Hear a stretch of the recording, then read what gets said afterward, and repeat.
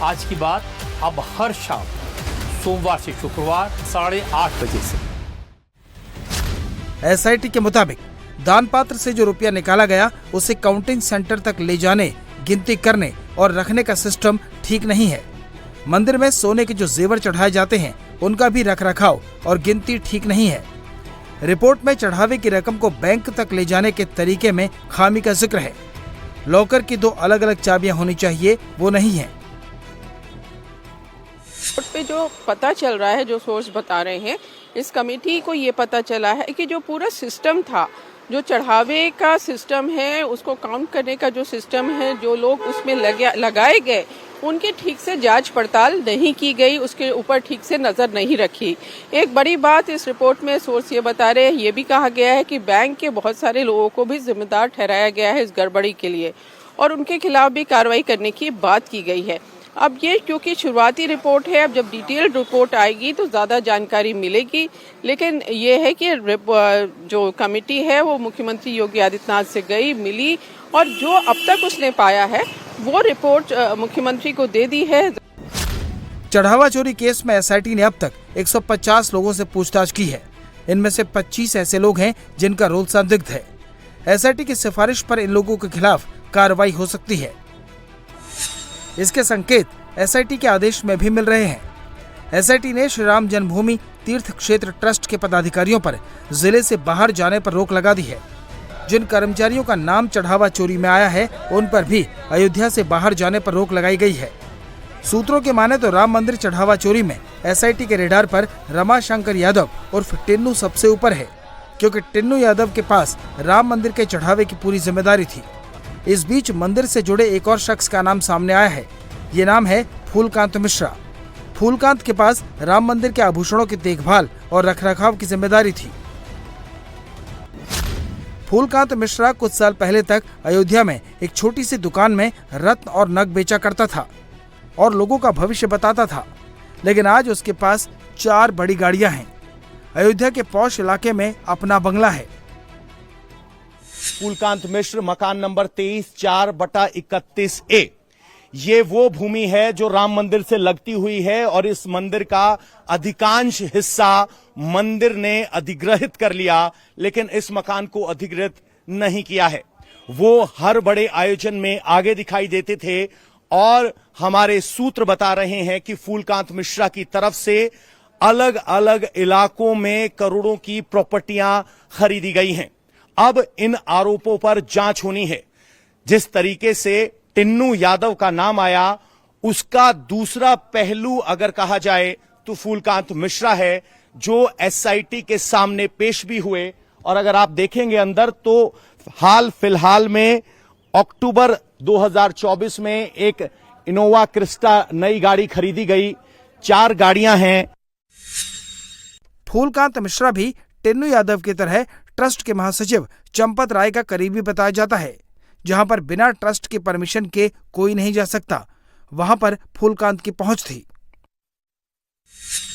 फूलकांत मिश्रा राम मंदिर आंदोलन के दौरान यहां चंपत राय से जुड़े थे। जो भी पैरवी के कागजात लाने ले जाने होते थे उस भूमिका में थे और उसी एवज में उन्हें कुछ मानदेय मिलता था। देखकर अंदाजा लगाइए कि जहां पूरे मंदिर प्रांगण को ट्रस्ट ने 23 करोड़ में हासिल कर लिया, उसमें इस मकान को छोड़ दिया गया है।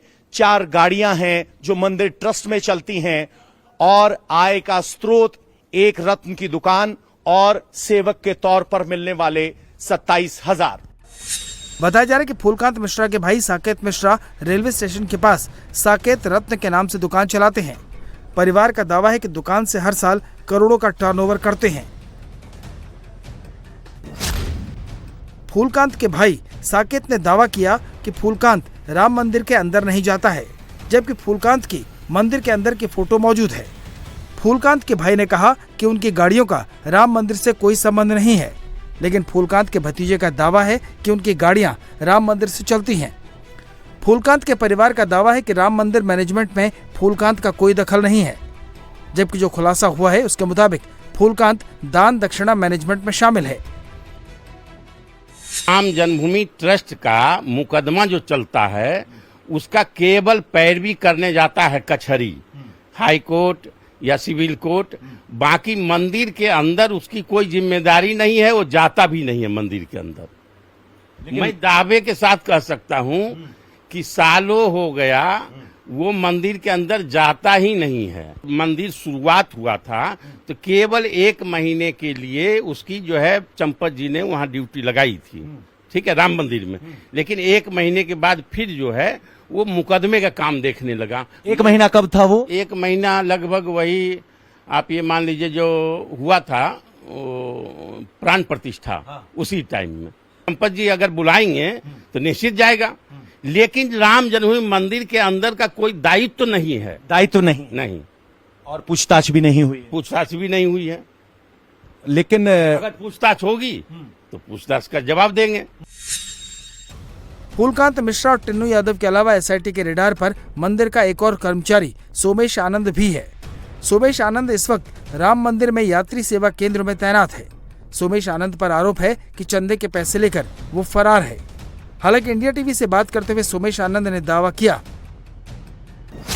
कि वो अयोध्या में ही मौजूद है, गोपाल राव जी से उसकी कोई रिश्तेदारी नहीं है। सोमेश आनंद ने कहा है कि वो एसआईटी जांच के बाद बोलेगा। एसआईटी जांच पूरी होने के बाद ही सामने आएगा। राम मंदिर चढ़ावा चोरी पर सियासत भी खूब हो रही है। समाजवादी पार्टी के मुखिया अखिलेश यादव ने एक बार फिर योगी सरकार पर हमला बोला। अखिलेश ने कहा कि सरकार को मजबूरी में एसआईटी का गठन करना पड़ा। सरकार को मजबूरी में एसआईटी गठित करनी पड़ी। सवाल ये कि एसआईटी की एसआईटी कौन करेगा? और सीसीटीवी के फुटेज गायब होना, सीसीटीवी के फुटेज गायब होने का मतलब है कि सीसी की सही जानकारी नहीं मिलेगी। सीसीटीवी के फुटेज न होने से सीसी की सही जानकारी नहीं मिलेगी। सीसी का मतलब हुआ चढ़ावा चोरी, चंदा चोरी, और जो लोग गुप्त दान दे गए। हमारा धर्म और हमारे बहुत सारे प्रतिष्ठित लोग होते हैं जो गुप्त दान देते हैं, वो कभी जानकारी नहीं होने देना चाहते किसी को कि उन्होंने क्या दान दिया है। वो सब गायब निकला है। इतना बड़ा जो घोटाला बोले हैं या उसको कोई और रूप देखें, कितना दुखद घटना है कि करोड़ों करोड़ों लोगों की आस्था को ठेस पहुंचा है। अखिलेश यादव भले ही राम मंदिर चढ़ावा चोरी में योगी सरकार को घसीटने की कोशिश कर रहे हों, लेकिन मुख्यमंत्री योगी आदित्यनाथ पहले ही साफ कर चुके हैं कि चढ़ावा चोरी का पूरा खुलासा होगा और दूध का दूध, पानी का पानी होगा।